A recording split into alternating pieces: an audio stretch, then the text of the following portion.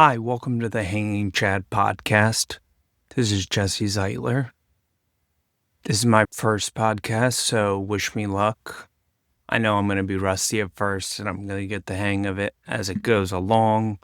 So this first episode, I'm going to focus on what happened on Friday. Politico had a story that they reported on out of the Supreme Court of the United States of America. And it had to do with a case that they had argued in the previous term in June and July. So the Hanging Chad podcast is new. I named it that because of the 2000 election between Al Gore and George W. Bush and how it came down to 537 votes in Florida. So it proves how consequential your vote actually is and how important your vote is. And I'm bringing that up because this episode is going to revolve around voting and voting rights. So the Supreme Court came out and said that they are going to re-argue the Louisiana case, Trump v. CASA, C-A-S-A. Now, Friday's order loosely sketches the terrain on which the justices want further arguments. The claim that the long-standing practice of drawing majority-minority districts under the Voting Rights Acts may be unconstitutional because of its focus on race in drawing district lines. The voters challenging Louisiana's map had already advanced the constitutional claim in the case, but the justices' call for further briefing on the issue suggests they want to consider the claim more fully. So Louisiana originally had a map that consisted of, so they have 6 congressional seats. They had 1 majority black seat and 5 Republican. They then submitted a new map where it was 2 majority black seats and 4 Republican. But the Supreme Court still wants them to re-argue it regardless. Section 2 of the Voting Rights Act, a landmark law passed during the Civil Rights era, generally prohibits race-based discrimination in voting laws and practices. In redistricting, the law is used to protect against racial gerrymandering that would unfairly dilute the voting power of racial and ethnic minority voters. States across the country routinely seek to comply with Section 2 by drawing congressional districts where minority voters can elect their chosen candidates. But if the court issues a sweeping decision that curtails or outlaws the use of race-based redistricting as a method of protecting minority voting power, the effects will spread far beyond Louisiana. If racial gerrymandering is ruled unconstitutional, the ramifications of that would be catastrophic because you have states that would do racial gerrymandering to the point where it would be obscene. They wouldn't be picking who their representative is. The representative would be picking who like Florida, Ohio, North Carolina, they would pick up a ton of seats because they would literally just box in all the minorities in 1 seat and then do the rest Republican. The last point is a professor at UCLA Law wrote, what the court seems to be asking without directly saying it is whether Section 2 of the VRA, at least as to how it has been applied, to require the creation of majority-minority districts in some circumstances, violates a colorblind understanding of the Constitution. They're going to hear the case in the fall, and I really have a hard time believing that they're not going to balk at. This is something that the conservative movement has been going after for decades. And the fact that they had them re-argue the case, the last time something like that has happened was Citizens United, and that changed elections for eternity. So I feel like there's a foreboding of this could be the next Citizens United. And then you add on like the craziness of what's going on in the country right now. But the Supreme Court right now has the lowest amount of trust as an institution as it ever has. But nobody knows what the ramifications are going to be if Section 2 gets gutted from the Voting Rights Act of 1965. Nobody knows what would happen. Everyone would probably be in agreement that it would be negative, that whatever were to happen was to be negative. But what I'm going to go over is the two examples of Supreme Court cases on the Voting Rights Act in the past decade plus and their ramifications, but we really don't know what we're getting into, and we're in uncharted territory right now. The case that I would relate this the most to is the Shelby County v. Holder case in 2012. And that was the case where it was under Obama. It was where states had to do something called pre-clearance.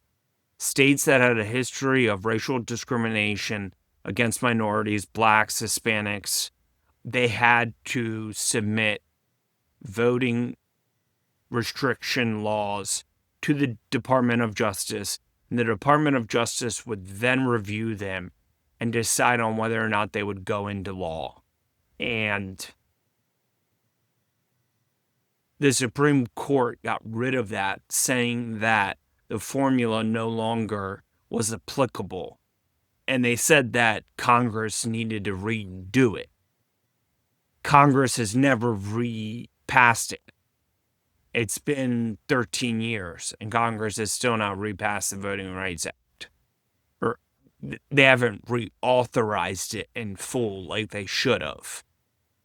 So it was catastrophic what happened after the Voting Rights Act was repealed for Section 4 because of what it entailed with the voting ID laws.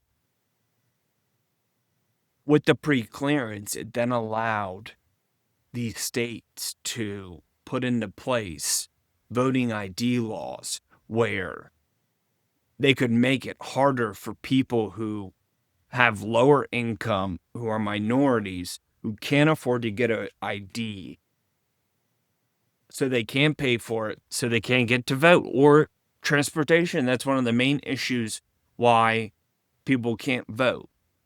But it affected about, right now, transportation affects about 5% of the vote when it comes to elections. But there was a study that came out that said, I think ABC News reported it, and they said that between 2012 and 2022, a decade, 27,000 polling places have closed, predominantly in the places where you would expect them the most, which are in communities of color, low income. It's just, they know exactly where to put the net to get more power. They know that they are not popular, so they're trying to get as little people to vote as possible so that their voters turn out en masse to outvote the people who can't get out to vote. What it boils down to is, are Democrats going to be able to get over the fact that they need to pass voting rights legislation? And the only way to fucking do that is to get over the filibuster and get rid of it, because there's no way you're going to get 60 votes in the Senate for the Voting Rights Act. There's no way you're going to get 10 Republicans. There's no way Democrats are going to get 60 seats in the Senate. It's just never going to happen. It's unrealistic. It's not believable. I think 2005 was the last time the Democrats had anywhere near 60 Senate seats. Like, I wish Democrats could have that. But Shelby County versus Holder shaped a lot of what has come to pass, because it's affected a lot of polling places shutting down to this day. And then in 2021, you had Brnovich versus the DNC, the Democratic National Committee. And that was a case where a person had voted, but they had voted outside of their precinct. And it was a mail-in ballot. They voted the mail-in ballot out of their precinct. And when they did it, they then obviously got a lawyer, petition, did all that stuff. And it went all the way up to the Supreme Court. And the Supreme Court ruled that, in fact, it is okay for Arizona to disqualify the vote for her going to the wrong precinct, which I find to be absolutely ludicrous. If you go to the wrong county, I understand, but the wrong precinct? That's insane. Here's what I'm looking for.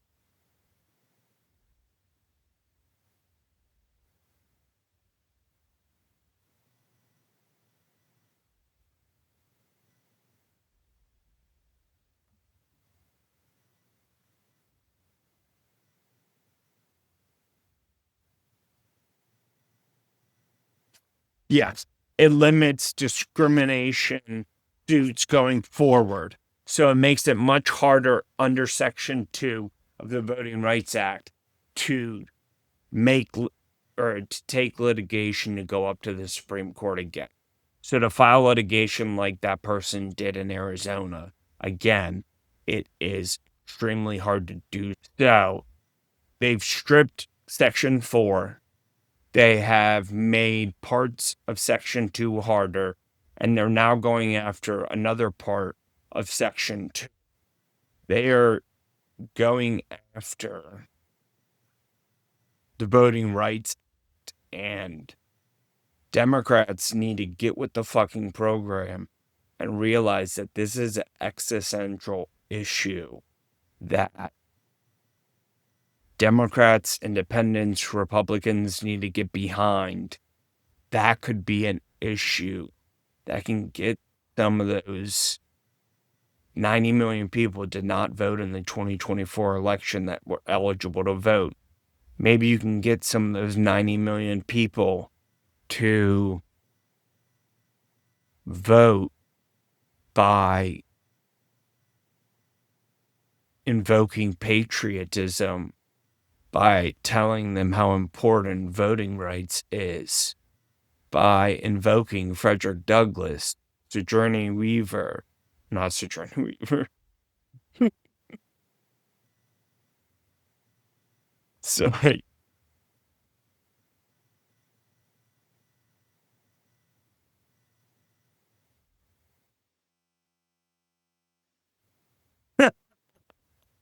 I meant Sojourner Truth. On election day, 1 in 5 polling places have closed. So that's 20%. It's an astronomical number. I believe all along that Democrats should hold true to speaking about voting rights, speaking about immigration reform, definitely Supreme Court reform, immigration reform. I think, though, Supreme Court reform is an interesting idea because the right for years and years said that Democrats were going to pack the court. That's exactly what the Republicans did. They stole 2 seats, the one for Merrick Garland, and then they stole the seat for Ruth Bader Ginsburg by putting Amy Coney Barrett in a month before the election. Absolutely crazy bonkers. This Supreme Court has the most power. This 6-seat conservative supermajority has the most power of any Supreme Court in the history of our nation. Truly. They have a shadow docket that has more power for the Chief Justice and then the senior ranking justices, which go Clarence Thomas, Samuel Alito, and then on and on. And then on top of it, you have both of those individuals having lavish trips, Clarence Thomas and Samuel Alito, of course, by billionaires and millionaires going on fishing trips, Arctic trips for hundreds of thousands of dollars. I'm going to end with this. I started with the one quote by the UCLA professor who said that they want to approach this from the position of being colorblind by the Constitution. I believe that the conservative movement from the get-go, I don't see color. I can't see color. I'm not colorblind. I'm not racist. I can't be racist. Racism doesn't exist. Motherfucker, yes it does. You are racist, motherfucker. These Supreme Court justices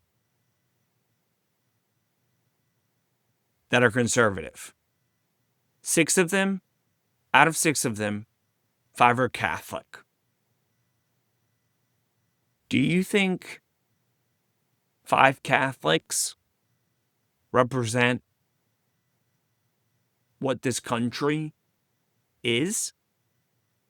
The answer is no, it doesn't represent what this country actually is religious-wise. Doesn't. It's skewed. And I feel like we have a bunch of Catholic nationalists on the Supreme Court.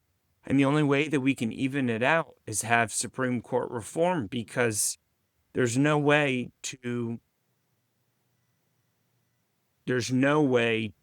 convict these Supreme Court justices of perjury, which they did do.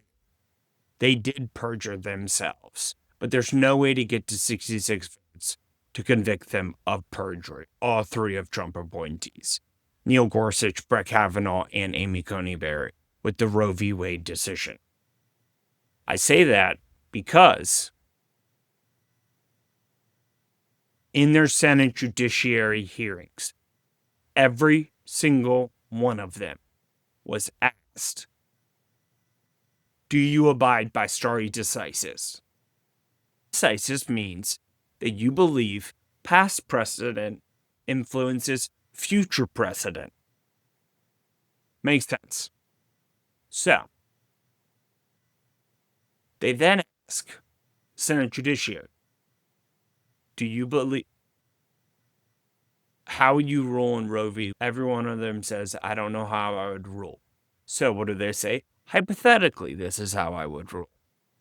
Is it precedent? Yes, it's precedent. By saying that stare decisis is past precedent and saying that Roe v. Wade is precedent, that means that it is precedent. So therefore, going forward, you will then use it as precedent to then create precedent, especially given that Roe v. Wade has been upheld 36 times in the federal courts, twice by the Supreme Court, Roe v. Wade and Planned Parenthood v. Casey. But again, there's a lawlessness in the Supreme Court. It's like the Wild West, with money just pouring out of everyone's pockets. Same thing as Trump. It's crazy. Like, at what point are we going to say enough is enough? We're moving towards a more mixed society. Therefore, racism must not exist anymore because we're all mixed. If we're all mixed, you can't be racist towards one another because you're a minority just like they're a minority. It makes no sense if you're both minorities.